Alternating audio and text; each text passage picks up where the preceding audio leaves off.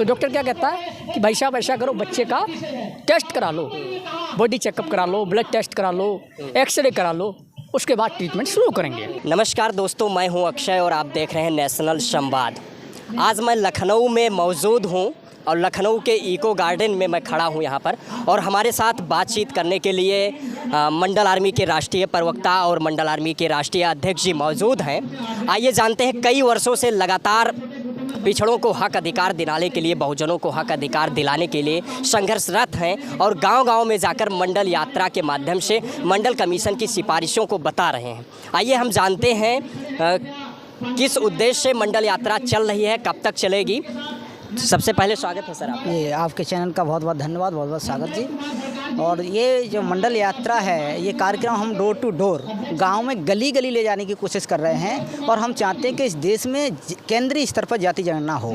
सामाजिक न्याय की जो लोग बात करते हैं सरकार में बैठने के बाद, मुझे नहीं लगता है कि बिना जाति जनगणना के सामाजिक न्याय की व्यवस्था या बात करना बेईमानी लगता है। तो मेरी उम्मीद है और मैं शासन से मांग भी करता हूँ, केंद्र और राज्य सरकार से, कि जाति जनगणना कराई जाए, जिससे स्पष्ट हो सके इस देश में कि कौन कितनी किसी जाति के लोग हैं, कितने अशिक्षित हैं, कितने शिक्षित हैं, कितनी महिलाएं हैं, कितनी रोजगार हैं, कितने बेरोजगार हैं। ये सारा डाटा कलेक्ट होकर आएगा, जब भी आ सकता है हम सामाजिक न्याय की व्यवस्था को तभी इस देश में सही मायने में लागू कर सकते हैं। हम अगर पंक्ति में खड़े हुए सबसे लास्ट पायदान पर किसी व्यक्ति को न्याय दिलाना चाहते हैं तो वो तभी संभव है जब इस देश में जाति जनगणना हो।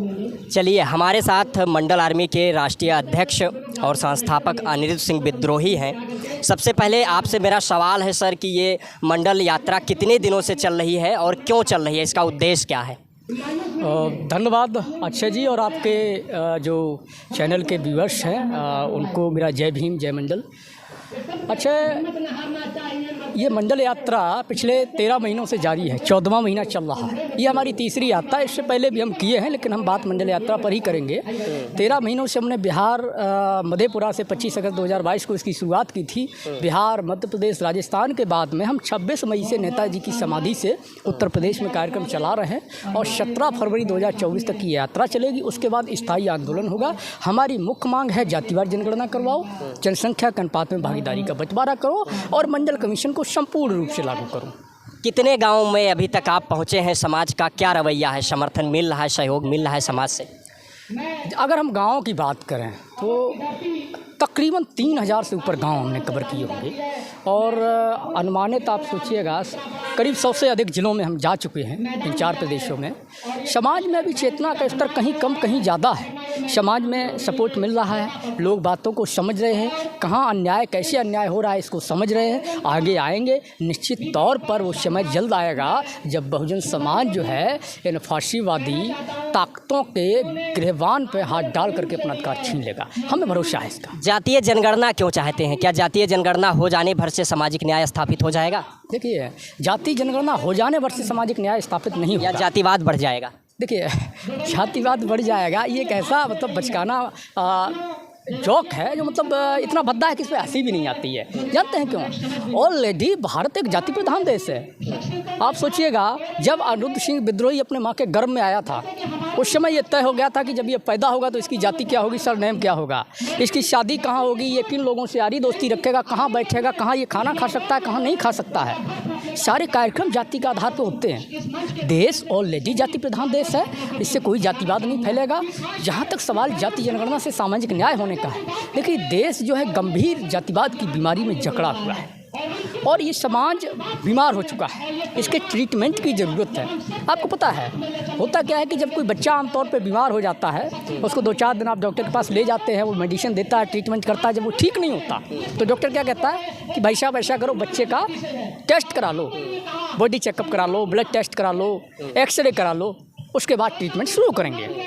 तो कभी कभी ये होता है कि वो बच्चा जो शैतान होता है वो नहीं कराता है, तब क्या करते हैं गार्जियंस या डॉक्टर्स, अटेंडर ज़बरदस्ती उसको पकड़ करके उसका सैंपल लेते हैं, फिर टेस्ट कराते हैं। तो अभी जो हमारी मंडल यात्रा है, ये ज़बरदस्ती उस बच्चा जो शैतान है 15% वाला, जो अपना चेकअप नहीं कराना चाहता है, उसमें शामिल नहीं होना चाहता, वो उसमें शामिल हो और जो सत्ता में बैठे लोग हैं वो इस समाज का चेकअप कराएं। इसके लिए हम इस नादान बच्चे को ज़बरदस्ती पकड़ करके चेकअप कराना चाहते हैं, जिसको लेकर मंडल यात्रा चल रही है। जाति जनगणना जब हो जाएगी, वास्तविक बीमारी का पता चल जाएगा। जाति जनगणना केवल संख्या जानने का सवाल नहीं है, इससे ये भी पता चलेगा कि किस समाज की कहाँ कितनी भागीदारी है, महिलाओं की स्थिति समाज के अंदर क्या है, बच्चों में शिक्षा का स्तर क्या है, किस समाज में अधिकारी कितने हैं और चपरासी कितने हैं, ज़मीनें किसके पास हैं, कौन बेघर हैं। ये बहुत बड़ा रेगुलेशन है। जाति जनगणना न करा के सैकड़ों रेगुलेशनों को साइलेंट किया गया है। मेरा सवाल है कि मंडल यात्रा के माध्यम से या मंडल आर्मी संगठन के माध्यम से, चूँकि 2000 आगामी लोकसभा 24 का चुनाव होने जा रहा है, उसमें क्या आप जाति आधारित जनगणना का मुद्दा बना पाएंगे और अति पिछड़ों को मुख्य धारा में लाने के लिए मंडल आर्मी की क्या रूपरेखा है? देखिए, हमारा स्पष्ट है, जिसकी जितनी संख्या भारी उसको उतनी हिस्सेदारी। अति पिछड़ा समाज को उसका हक मिलना चाहिए, पिछड़ा समाज को उसका हक मिलना चाहिए। जिस समाज की जो हिस्सेदारी बनती है उसको ईमानदारी के साथ दिया जाना चाहिए। अगर कोई भी समाज, हमारा खुद का सगा भाई, किसी गैर यादव ओबीसी की हक हिस्सेदारी खाता है तो मैं उसका विरोध करूँगा। हम अपना स्टैंड क्लियर रखते हैं, जिसका जो हक है उसको मिले, यही सामाजिक न्याय है। चलिए, बहुत शुक्रिया हमारे साथ बातचीत करने के लिए। मंडल आर्मी के राष्ट्रीय अध्यक्ष अनिश विद्रोही, मंडल आर्मी के राष्ट्रीय प्रवक्ता मौजूद थे। ये मंडल यात्रा लगातार लेकर चला रहे हैं, गांव में जा रहे हैं और इनका ये उद्देश्य है कि सामाजिक न्याय स्थापित हो, जाति आधारित जनगणना हो और जाति आधारित जनगणना होने पर ही सामाजिक न्याय स्थापित होगा। इस विषय पर आप सभी लोगों की क्या प्रतिक्रिया है, कमेंट बॉक्स के माध्यम से अपनी प्रतिक्रिया अवश्य दीजिए। यदि वीडियो को यूट्यूब चैनल पर देख रहे हैं तो चैनल को सब्सक्राइब करें, वीडियो को फेसबुक पेज पर देख रहे हैं तो पेज को फॉलो करें। अक्षय की रिपोर्ट, कैमरे के पीछे राजीव।